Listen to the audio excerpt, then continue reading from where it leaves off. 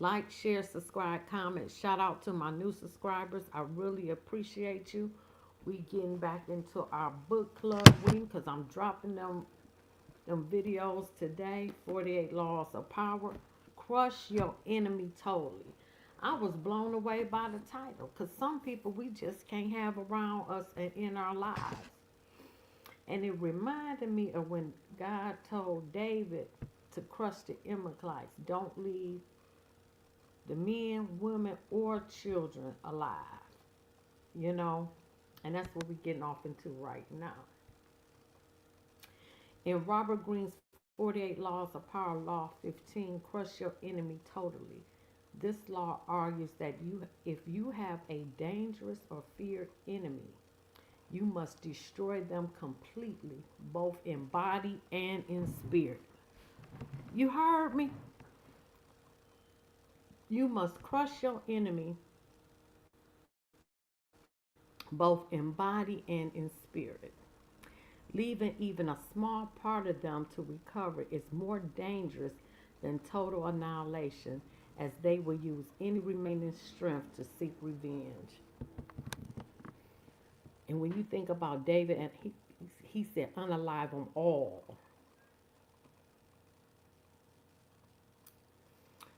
The danger of half measures, showing mercy or stopping a fight halfway leaves a defeated foe with an opportunity to regroup and retaliate. A half crushed enemy becomes more bitter and determined. Total annihilation. The law advises finding and crushing the source of the enemy's power, whether it be their resources, their reputation, or their influence. The enemy's spirit must also be broken so they can never again pose a threat. Decisive action. If you identify a threat, you should not wait on them to reveal their intentions. The law suggests that waiting is foolish, and you must act decisively if you cannot neutralize or betray your enemy. Dang, that's now reminding me of like the 60s. In order to neutralize the Black Panther Party and to neutralize the civil rights movement, remember J. Edgar Hoover had a meeting, and in order to neutralize the uprising, he went to the Italians and had them distribute heroin in the black community. And that neutralized the agenda of black people uprising and coming together as one, which is the biggest threat. So they put drugs, and they've been using that ever since the 60s. Then welfare, removed a man from the home, destroyed a black family. That's another topic, but that's just some examples that it made me think about. If you cannot neutralize or befriend the enemy, Law 15 is the most controversial in the book and is often viewed in relation to other laws, particularly Law 2. Never put too much trust in friends, learn how to use enemies. The extreme nature of Law 15 suggests it should only be applied in specific dire circumstances where an enemy poses a direct, unmanageable threat. Indiscriminate use of this law could have severe ethical and long term consequences. The book acknowledges there are options other than total destruction, such as neutralizing the enemy or turning them into an ally. The most extreme option of crushing them totally should be used in extreme caution. As some readers have pointed out, there is a virtuous side to being capable of destruction but choosing not to inflict it. This law can be seen as a warning about the consequences of leaving the enemy to fester, but a powerful person is not always bound to follow it. Let's get off into it. All right, Law 15. Remember, I was talking about David and the Amalekites. Now, this blew me. He's talking about Moses. All great leaders since Moses have known that a feared enemy must be crushed completely. If one ember is left alight, no matter how dimly it smolders, a fire will eventually break out. More is lost through stopping halfway through an annihilation. The enemy will recover and will seek revenge. Crush him, not only in body but in spirit. And this is a short chapter, so I'm loving these. No rivalry between leaders is more celebrated in Chinese history than the struggle between Hishu and Liu Pang. The two generals began their careers as friends fighting on the same side. Hashing came from nobility, large and powerful, given to bouts of violence and temper, a bit dull-witted. He was yet a mighty warrior who always fought at the head of the troops. Liu Pang came from a peasant stock. He had never been much of a soldier and preferred women and wine to fighting. In fact, he was something of a scoundrel, but he was willing and he had the ability to recognize the best strategists, keep them as his advisors, and listen to their advice. He had risen in the army through these strengths. In 208 BC, the king of Chu sent two massive armies to conquer the powerful kingdom of Qin. One army went north under the generalship of Sun Yi with Hassan Yu second in command. The other, led by Liu Ping, headed straight toward Xin. The target was the kingdom's splendid capital, Hingxin. And Hingxin Yu, ever violent and impatient, could not stand the idea of Liu Ping would get to Haxing first, and perhaps would assume command of the entire army. At one point on the northern front, Haxing's commander Sun Yi hesitated in sending his troops into battle. Furious, Haxing entered Sun Yi's tent, proclaimed him a traitor, cut off his head, and assumed role of commander of the army. Without waiting for orders, he left the northern front and marched directly on Haxing. He felt certain he was a better soldier and general than Liu, but to his utter astonishment, his rival, leading a smaller, swifter army, managed to reach Haxing first. Haxing had an advisor, Fan Ting, who warned him the village headman, Liu Ping, used to be greedy only for witches and women, but since entering the capital, he has not been led astray by wealth, wine, or sex.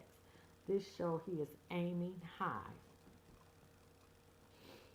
Fan Ting urged Haxing to kill his rival before it was too late.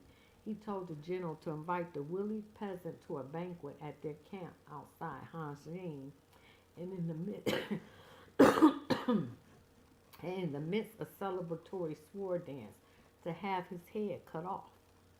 The invitation was sent. Liu fell for the trap and came to the banquet, but Haxing hesitated in ordering the sword dance, and by the time he gave the signal, Liu had sensed a trap and managed to escape. "Bah!" cried Fan Shi in disgust, seeing that Haxing had botched the plot. "One cannot plan with a simpleton. Liu Pang will steal your empire, yet make us all his prisoners." Realizing his mistake, Haxan hurried and marched on Haxing, this time determined to hack off his rival's head. Liu was never one to fight when the odds were against him, and he abandoned the city. Haxing captured Han Ying, murdered the young prince of Xin, and burned the city to the ground. Liu was now Haxing's bitter enemy, and he pursued him for many months, finally cornering him in a walled city. Lacking food, his army in disarray, Liu sued for peace. Again, Fan Shi warned Haxing, "Crush him now. If you let him go again, you will be sorry later." But Haxing decided to be merciful. He wanted to bring Liu back to Shi alive and to force his former friend to acknowledge him as master. But Fan proved right. Liu managed to use the negotiations for his surrender as a distraction, and he escaped with a small army. Haxing, amazed that he had yet again let his rival slip away, once more set out after Liu, this time with such ferocity that he seemed to have lost his mind. At one point, having captured Liu's father in battle, Haxing stood the old man up during the fighting and yelled to Liu across the line of troops, "Surrender now, or I shall boil your father alive." Liu calmly answered, "But we are sworn brothers, so my father is your father also. If you insist on boiling your own father, send me a bowl of soup." Ooh. Hassin backed down and the struggle continued. A few weeks later, in the thick of the hunt, Hassin scattered his forces unwisely. In a surprise attack, Lu was able to surround his main garrison. For the first time, the tables were turned. Now it was Hassin who sued for peace. Lu's top advisor urged him to destroy Hassin, crush his enemy, show no mercy. To let him go would be like rearing a tiger. It will devour you later, Lu agreed. Making a false treaty, he lured Hassin into relaxing his defense, then slaughtered against all of his enemies.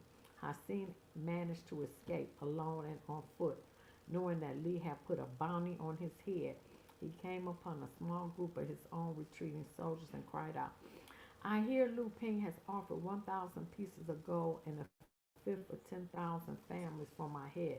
Let me do you a favor. Then he slit his own throat and died. Damn. Damn. Hassin Yu had proven his ruthlessness on many an occasion. He rarely hesitated in doing away with a rival if it served his purposes.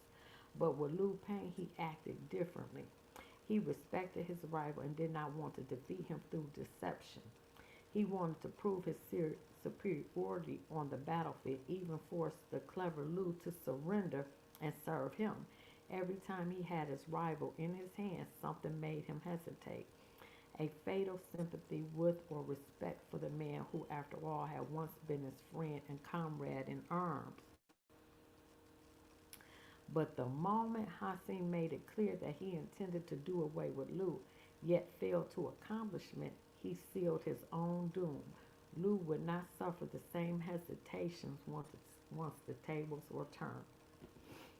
This is the fate that faces all of us when we sympathize with our enemies, when pity or the hope of reconciliation makes us pull back from doing away with them. We only strengthen their fear and hatred for us. We have beaten them, and they are humiliated. Yet we neutral Yet we nurture these resentful vipers who will one day kill us. Damn, that's reminding me of somebody in my life. Power cannot be dealt with this way. It must be exterminated, crushed, and denied the chance to return the hunt on us. This is all the truer with a former friend who has become an enemy. The law governing fatal antagonizations reads, reconciliation is out of the question. Only one side can win, and it must win totally. That is so good. Lu Ping learned this lesson well after defeating Has Yu. This son of a farmer went on to become superior commander of the armies of Qin, crushing his next rival, the king of Shu, his own former leader. He crowned himself emperor, defeated everyone in his path, and went down in history as one of the greatest rulers of China, the immortal Han Ka-Su, founder of the Han Dynasty. Damn, that was good.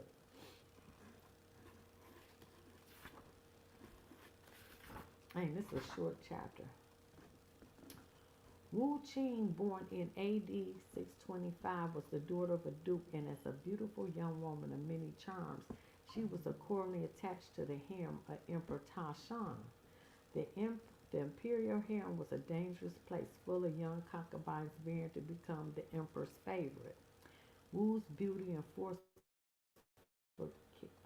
character quickly won her this battle, but knowing that an emperor, like other powerful men, is a creature of whim, and she could easily be replaced, she kept her eye on the future.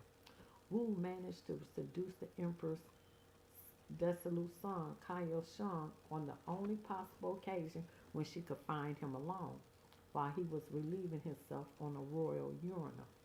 Even so, when the emperor died and Kansi took over the throne, she still suffered the fate which all wives and concubines of a deceased emperor were bound by traditional law. Her head shaven, she entered a covenant for what was supposed to be the rest of her life. For 7 years, Wu schemed to escape. By communicating in secret with the new emperor and by befriending his wife, the empress, She managed to get a highly unusual royal edict allowing her to return to the palace and royal harem. Once there, she fawned on the empress while still sleeping with the emperor. The empress did not discourage this. She had yet to provide the emperor with an heir. Her position was vulnerable, and Wu's was a valuable ally. In 654, Wu Cho gave birth to a child. One day, the empress came to visit. As soon as she had left, Wu smothered the newborn, her own baby. Damn. When the murder was discovered, suspicion immediately fell on the empress, who had been on the scene moments earlier and whose jealous nature was known by all. This was precisely Wu's plan.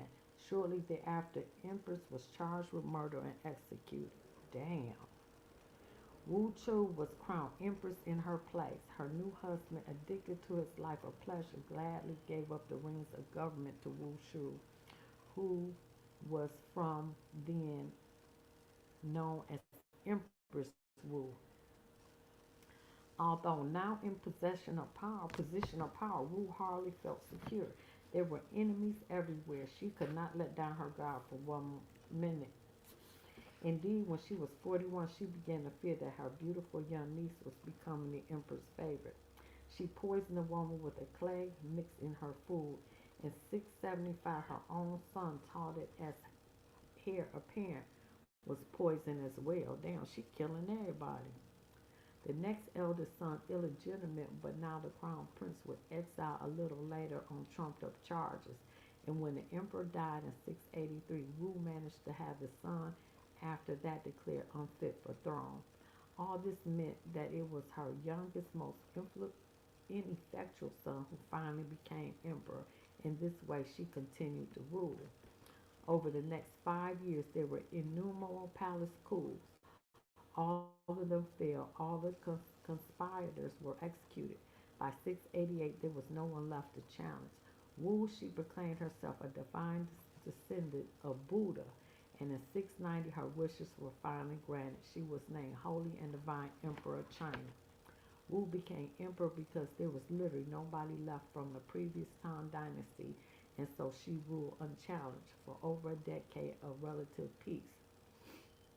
In 705, at the age of 80, she was forced to abdicate. All who knew Empress Wu remarked on her energy and intelligence. At that time, there was no glory available for an ambitious woman beyond a few years in the imperial harem than a lifetime called Waldo Covenant. In Wu's gradual but remarkable rise to the top, she was never naive. She knew that any hesitation, any momentary weakness would spill her in, and every time she got rid of a rival, a new one appeared.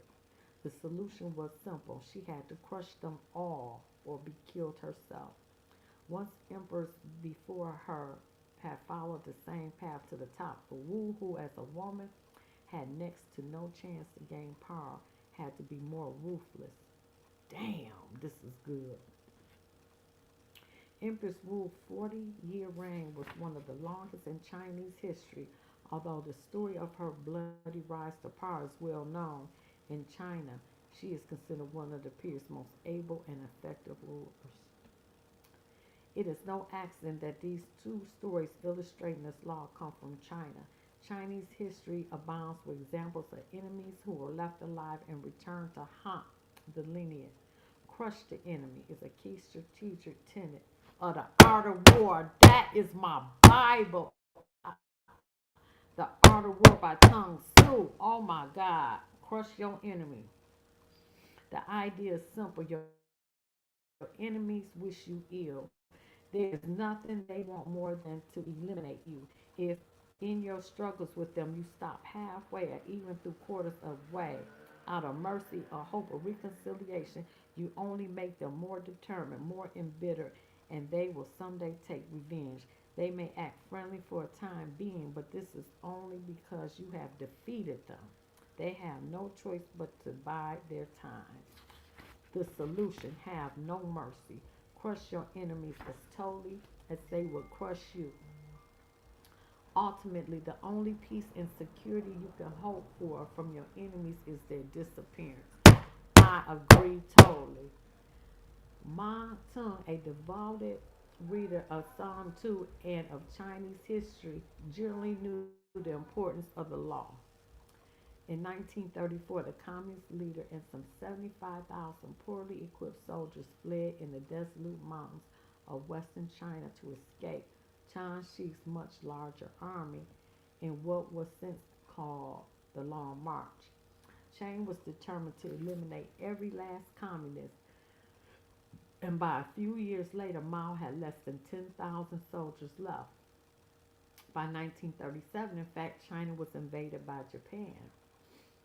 Chink calculated that the communists were no longer a threat. He chose to give up the chase and concentrate on the Japanese. 10 years later, the communists had recovered enough to rout Chang's army. China had forgotten the ancient wisdom of crushing his enemy. Mao had not. Qing was pursued until he and his entire army fled to the island of Taiwan. Nothing really remains of his regime in mainland China to this day. Damn, is that why China wants Taiwan now? The wisdom behind crushing your enemy is ancient as the Bible. Its first practitioner may have been Moses, who learned it from God himself when he parted the Red Sea for the Jews, then let the water flow back after pursuing Egyptians so that not so much as one of them remained. When Moses returned to Mount Sinai with the Ten Commandments and found his people worshiping the golden calf, he had every last offender slaughtered. And just before he died, he told his followers finally about to enter the promised land, that when they had defeated the tribes of Canaan, they should utterly destroy them, make no covenant with them, and show no mercy. That is a fact. I don't know why people think that God won't kill you. God would kill you. The goal of total victory is the axiom of modern warfare and was codified as such by Karl von Clausewitz, the premier philosopher of war. Analyzing the campaigns of Napoleon, Clausewitz wrote, "We do claim that the direct annihilation of the enemy's forces must always be the dominant consideration. Once a major victory is achieved, there must be no talk of rest or breathing space, but only of the pursuit, going for the enemy again, seizing his capital, attacking his reserves, and anything else that might give his country aid and comfort. The reason for it is that after war come negotiation and the division of territory. If you have only won a partial victory, you will inevitably lose in negotiation, which you have gained by war." Oh my God. The solution is simple. Allow your enemy territory yours. The goal of power is to control your enemies completely, to make them obey your will. You cannot afford to go halfway. If they have no options, they will be forced to do your bidding. This law has applications far beyond the battlefield. Negotiation is the insidious viper that will eat away at your victory. So give your enemies nothing to negotiate, no hope, no room to maneuver. They are crushed, and that is that. Damn, that's good. If you, if your struggle for power, you will stir up rivalries and create enemies. There will be people you cannot win over who will remain your enemies no matter what. But whatever wound you inflict on them, deliberately or not, do not take their hatred personally. Just realize that there's no possibility of peace between you. If you let them stick around, as certainly as night follows a day, to wait for them to show their cards is just silly, as Empress Wu understood. But then it will be too late. Be realistic. With an enemy like this around, you will never be secure.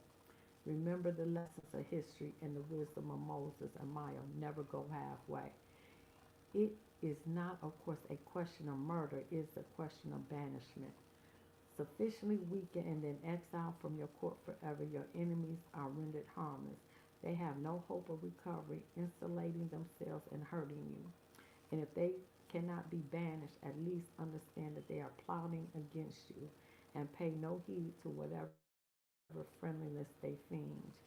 Your only weapon in such a situation is your own awareness. If you cannot banish them immediately, then plot for the best time to act. This law should very rarely be ignored, but it does sometimes happen that it's better for you to let your enemies destroy themselves. Facts.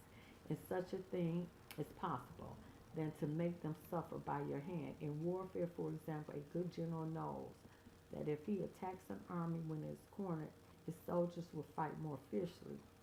It is sometimes better than to leave them an escape route, a way out. As they retreat, they wear themselves out and is ultimately more demoralized by retreat than by defeat he might inflict on the battlefield. When you have someone on the ropes, then, but only when you are sure they have no chance of recovery, you might let them hang themselves. Let them be the angels of their own destruction. The result will be the same, and you won't feel half as bad. Sure, the folk won't. Finally, sometimes by crushing an enemy, you embitter them so much that they spend years and years plotting revenge. The Treaty of Versailles had such an effort on the Germans. Some will argue that in the long run it would be better to show some leniency. The problem is your leniency involves another risk. It may embolden the enemy, which still harbors a grudge, but now has gone room to operate. It is almost always wiser to crush your enemy if they plot revenge years later. Do not let your guard down, but simply crush them again. Oh my God, that was good. That was good. That was good. That was good. All right, like, share, subscribe, leave a comment.